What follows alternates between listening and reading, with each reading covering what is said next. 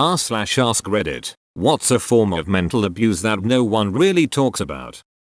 A partner or friend who gives detailed heartfelt apologies but continues to do the same old harmful stuff. Like they have figured out how to humble themselves as a weapon and have gotten really good at thorough apologies but seem to make zero effort to change their behavior.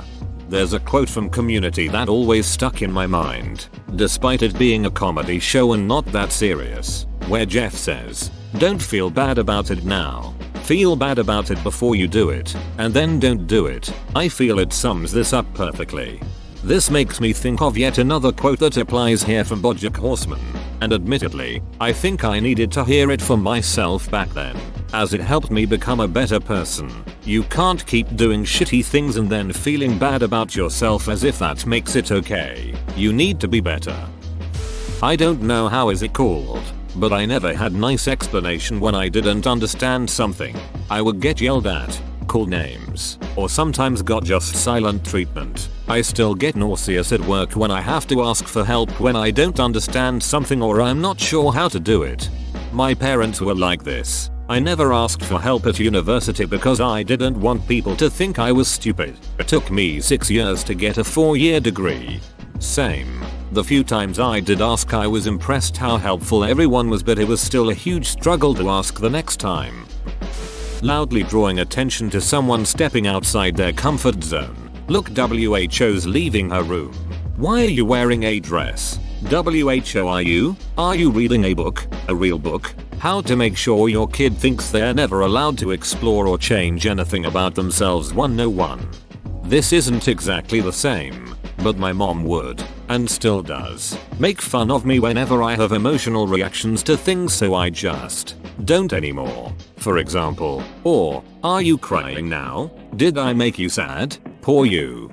Yeah, I have also learned that love is a form of violence and emotional expression is an invitation for humiliation and abuse. I'm almost 40, but I still have no idea who I am because I fear that if I like or want something it will be weaponized and used against me. I live alone and have few friends, so it's silly, but that's what trauma looks like. Edit. This blew up. Thanks for the awards. If you have mommy issues, I can recommend a visit to subreddit Mom for Ramanute. Excessive passive aggressiveness. It's not quite bullying, but it is. It's not quite rude, but it is. It's easily dismissed as nothing, but years and years of it is so mentally and emotionally exhausting. A response to this I really love that I learned from a relative with a mother like this is taking whatever they say do as completely factual and not doing the emotional labor of extrapolating what they really mean. Basically, it forced her to be direct and stop with the backhanded insults and realize she was intentionally being rude. It doesn't work in every situation, but brings my relative more peace of mind dealing with her. For example, her complaining he never does enough for her while he's bringing her food. "Finally I get to see you." Him. "Yes, it's nice to see you after I've had such a busy week." Her. Hope this helps. Edit, because apparently using asterisk turns it into unreadable italics. I have legit just started doing this with mom. She says shitty things expecting a certain response and I just don't give it to her. I made a rule for myself to stop doing things for her unless she asks me because she orders me around like a maid or something. I'm not gonna spend my energy trying to figure out why you're treating me this way. I'm just going to stop caring. Neglect. People always talk about abuse, but neglect, as humorous as it may sound, gets neglected. When I was a teenager, I would regularly go missing for days. I'd purposely dip out and go to friends' houses with a packed bag and tell their parents my mom said it was okay for me to stay for a week. My friends' parents must have understood no one cared about me at home and would oblige me and let me stay. I'd return home after a few days and see if anyone knew I was gone. After asking if they knew I wasn't home, I'd always get to know. "You were out? Oh well, that's nice." Once I left for 10 days. I snuck back in that time thinking they have to know I wasn't home and I would be in trouble. I came in through the back door and could clearly hear my mom and stepdad watching TV and enjoying themselves. I break it to them that I wasn't home for 10 days after questioning them in regards of whether they noticed I was gone. They tell me, "We thought you were in your room." I was 16 at the time. Mine were medically neglectful. I can't have kids now because of a reproductive disorder that should have been treated when I was a teenager. I also spent over $7,000 in the last 5 years just trying to keep my teeth in my mouth because my parents couldn't be bothered to provide toothbrushes or take us to the dentist even once. I hope you have people who care about you now. Luckily my school made us go to the dentist for checkups, and that's how they noticed my teeth were all ducked up, and my mom had no choice but to take me to the appointments. They're free in my country, but with everything else it was always homeopathy, or she just decided what was wrong with me once my neck got so stiff I couldn't move my head for 3 days and she didn't take me to a doctor. I dislocated my knee and she didn't take me to the doctor. She decided I must be lactose intolerant, so I couldn't have milk products for years, without taking me to get an allergy test or anything. Thank goodness I broke my arm in school and they had to take me. If it had happened at home I honestly think she wouldn't have taken me. All doctor's appointments are almost free in my country, so money or insurance wasn't the issues. She just didn't want it. Preventing someone from sleeping. This was done to me by a former abuser and it nearly drove me to kill one of us. Edit. This seems to have struck a nerve with a lot of people. In my case I've found the subs r/race ed bi narcissists and r/race ed bi borderlines helpful. Open bracket. Not all BP behaviors are abusive BTW. Just putting that out there. I don't condone murder obviously, but sometimes going no contact is the way to go. My DMs are open if anyone needs to vent. I sleep weird hours, but I'm here XX. I came here to say this. Growing up with an alcoholic parent was pretty awful, but the worst part was when they'd get blackout drunk and burst into your room in the middle of the night and just start yelling at you. They'd just stand in my doorway and ramble for hours, forcing me to stay awake. They'd leave, and then come back and pick up again. I have sleep issues to this day. I had the opposite situation. My parents made all 5 of us go to bed at 7, because they were done with us. Have been suffering from insomnia since 5 years old and I'm 56 now. Not allowing children to make choices. I was raised by parents who dictated most decisions. Making good choices is a necessary skill. I think children raised this way do not develop a sense of autonomy. I have a terrible time making decisions, and I don't care about many things like color choices, food, recreation, and more important life choices like partners and occupations. It is harder to find pleasure in life when choices are based on what you dislike the least. I had a friend in college that I drove to the supermarket. She'd take forever to pick things out, like Pop-Tarts. So many options and she had no idea how to handle it. She didn't have any food allergies or any diet restrictions. She also panicked the first couple times I left her to it and went to another aisle without her. I'm in this photo and I don't like it. Did your friend ever find a way to deal with it? Not allowing someone the time and space to cool down or collect their thoughts when an issue is brought up. Had a spouse follow me through the house until the conclusion he found acceptable was reached. Do you have any way to deal with this? I'm sorry for asking, but I just realized my mom does this to me. It never ended until he passed from a medical condition. I would usually end up saying yes dear or pretending to agree just to get away, and I would try to process what I could. Constantly undermining someone or second guessing someone. My brother does this on a regular basis about big, small or totally irrelevant stuff. At first I didn't think much of it, but after a long time it started to make me not be able to make decisions properly because I was always told my decisions were wrong. It took a lot of time to come to the conclusion that even if my decisions are wrong, they're my decisions and I'm learning from my own mistakes. I'm dealing with the long-lasting fallout from this. Years of having every one of my behaviors examined, analyzed and corrected under the guise of growing and learning skills has destroyed my self-confidence. I try to improve, but nothing felt like a success to then.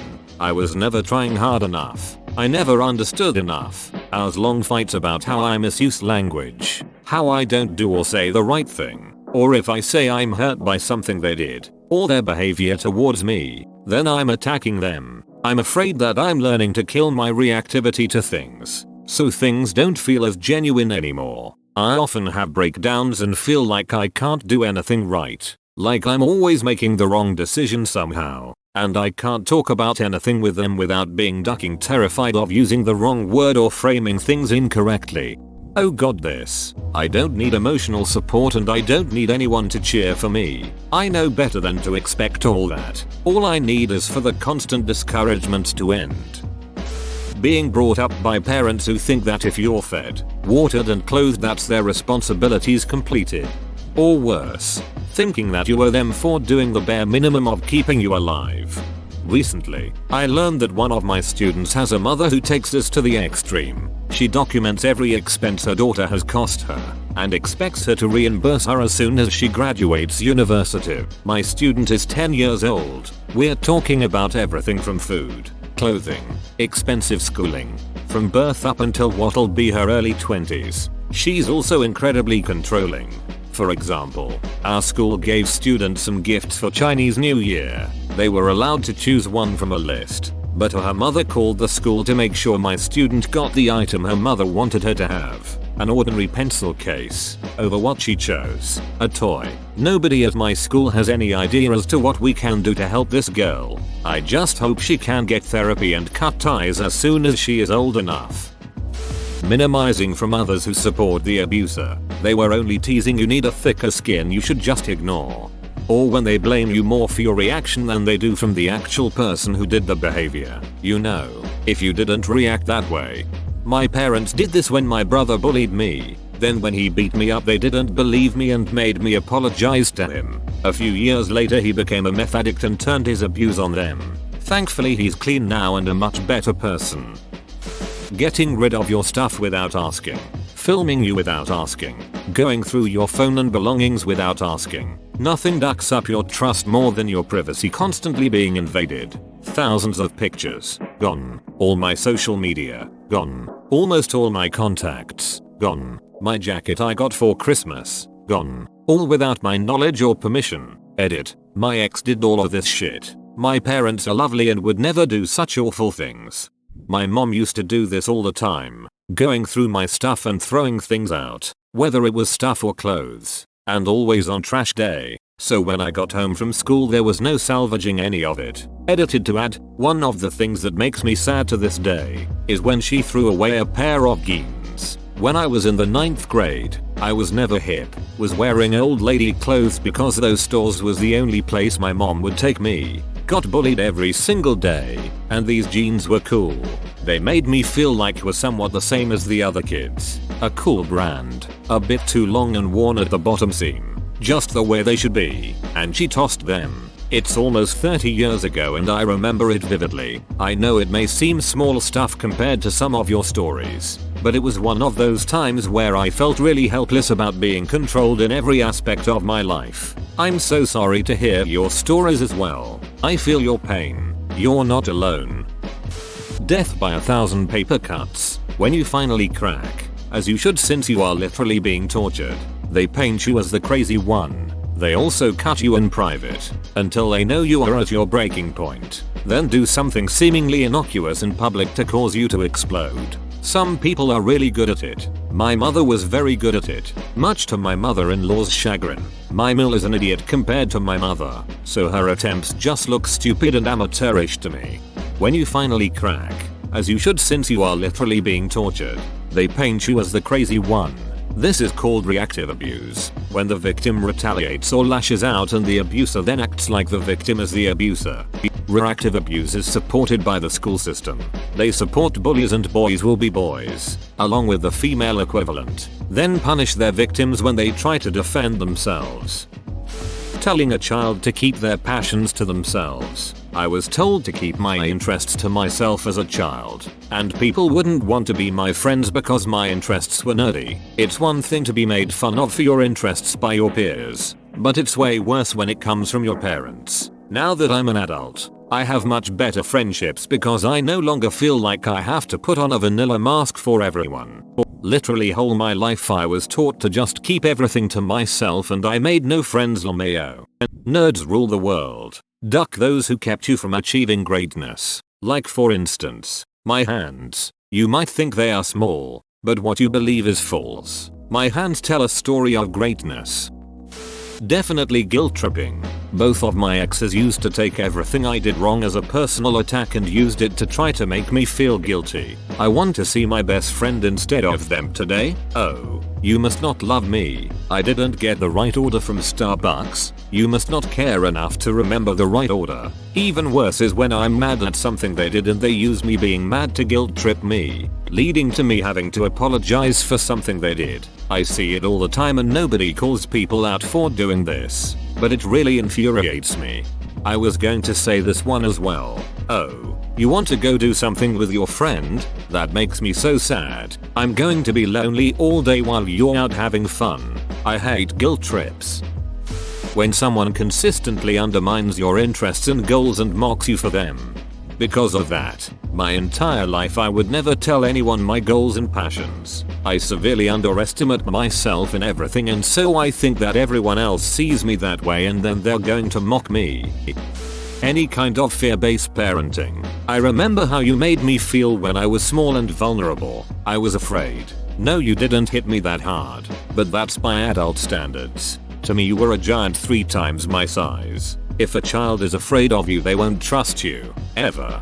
To this day I don't trust my father and fear him. Both my parents used to hit us pretty hard for bad behavior. My mom at least would tell you what you did wrong and how many times she was gonna hit you. Then she'd go away and calm down and then hit us with a wooden ladle. Never more than she promised, and at least you could see that she wasn't hitting you to get rid of her frustrations. My dad, on the other hand, would just use his belt or his hands, but he would just turn up out of nowhere and unleash hell fury. He did it out of anger and to get rid of that anger. I once told him this at a therapist when I was an adult and he dismissed it, saying that my mom hit us more so it couldn't have been that bad. To this day I don't trust my father and fear him. I am 30 years old, 6 feet tall and fought in Afghanistan. My mother is 56 and 5 feet 4. To this day, if she raises her hand unexpectedly around me, I flinch like I'm 8 years old and about to get hit. Don't hit your kids. Folks, it might seem like just a little tap to you, but it's far more to them. You'll leave lasting damage, and it won't be physical damage. Social exclusion. Obviously no one should be forced to talk to others and involve them in activities, but oftentimes it's done maliciously. I've seen it happen both in school and in the workplace. Families too. Sometimes an abuser will get the rest of the family to ostracize their victim. Happened to me and my husband just because we dared to stand up to our respective abusers. Mom used to do this. Would literally get my whole family in the car after telling me to do a detailed project for her, and they would go out to get ice cream, go to the park, go to dinner / go visit a relative. This was before cell phones, so it's not like I could say anything. I remember one time, they went out. I had no clue they even left. I was looking around for everyone but they were gone. Then I saw the van was gone. 6 hours later they came back from apple picking with a picnic and a trip to the beach. I was so confused the whole time, and hurt when they got back. I asked, why didn't you tell me you all were leaving? And I was told, well, I didn't think you would want to go. And then they wonder why I trust any of them, and mostly keep to myself. Financial abuse. I didn't even know it was a legitimate thing until recently. I wish more people recognized it as actual abuse. It's insidious and controlling and manipulative. Just because it's not physically painful or makes someone actually cry doesn't mean it isn't. Financial abuse would make me cry. Living with a narcissist and never knowing what will set them off. Did you say something in the wrong tone? Did you have a good day and want to talk about it? It's like walking on thin ice all of the time, and it's stressful because you never know what will set them off. That was my childhood thanks to my father. My sisters and I were video chatting last year and started talking about the tension level in our house increasing right before he'd get home from work. I realized I still feel that before my husband gets home. Like if I've had a lazy day on my day off. Start running around like I've been doing stuff. Hubby couldn't give a shit what I've been doing. Just happy I've enjoyed my day off. And that it was because of growing up as we did. I had to step away from camera and cry for a minute. It's weird at 48 years old to have a mini breakdown from something that you haven't lived with for 30 years, but it's so ingrained it only takes a second to step back into it. Thankfully the realization has helped me to let go of some of it from when hubby comes in. Being dismissive and calling it positive thinking. Toxic positivity. Your negative emotions make me uncomfortable or cost too much time and effort to acknowledge. So I'm going to order you to be happy and get over it right immediately. You'll get over it. It could be worse. You know. You have it pretty good here at LexCorp. Just think positively. Smile. You'll feel better. Being guilted because my inevitable breakdown under stress is being a downer on everyone else's day or is wasting productivity at work does not, in fact, improve my outlook on life. Insisting that I just keep acting fun and happy and it will make me feel better and solve all my problems makes me a little deader on the inside. I've struggled a lot with some really bad mental fatigue and other symptoms in the last years. And one of the worst things was when someone wanted to be nice and make me feel better by just saying no. Think positive instead when I just needed them to be there for me and listen. It sucks. Invalidating people, especially kids. Kids with invisible disabilities can get a lot of that from the school system, especially if it's undiagnosed. Your genuine issues get constantly seen as laziness or unworthiness or being too sensitive. It's not like it goes away entirely as an adult either, but I've found that people tend to trust that you have valid reasons more easily, especially because of their age. When you're chronically ill and someone keeps telling you to stop being selfish, or refuses to acknowledge it. My ex was the master of abandoning me during medical crisis. Got MRSA after a double mastectomy. He wanted to see the labs. He looked at the pus seeping out and said it didn't look infected. Was hemorrhaging internally. He needed to see the blood pouring out after I begged him on my hands and knees to take me to the hospital. Was DX with a rare tumor. He needed to see the medical file and took pictures of test results. He came to every doc up to supervise. I kept asking myself if what I was experiencing was true, even though I had empirical evidence. It was gaslighting to a deadly degree. Super glad he is an ex. Someone being a chameleon that shows you a horrible side but nobody else ever sees it. Then they think you're awful for tarnishing a great person if you ever mention it. My father, I suppose. The man was praised by everybody we knew. He was buddy with my doctors. To the world around. He was the nicest, hardest working, most good-natured fellow you'd ever meet. But in the privacy of home, he was an absolutely rancid person. Everyone talks about gaslighting. But what about lover-bombing? A person too enthusiastically complimenting you and buttering you up like you're ducking bread is a classic form of manipulation and an extremely common tactic employed by groomers to use against kids, teenagers. Putting you on a pedestal. You're not like anyone else. You're perfect. No one else could ever measure up to you. You're so special. Then they have to knock you off the minute you disappoint them in some minor way. How could you? You are like all the others. This is a major red flag for me now. My ex love bombed me, really threw me for a loop when she dumped me and took me months to realize how shitty of a person she actually was. Being part black myself. Black people tend to use mentally physically abuse as a form of discipline and is openly talked about and accepted, especially in the South. I don't understand how we will preach Black Lives Matter, saying keep your hands off me or verbally attack others saying and playing the victim role, and then do the same at home to our own kids, but it's different. I don't get it that you can emotionally damage and physically assault your kids and then go on the phone and laugh about it to your other family members. And that's the honest truth that really needs to be brought up and addressed. Whoa, you made it to the end? You're a ducking beast. I'll cut you a deal. Smash like and subscribe for more curated content, bruh. It's free and that's a great price.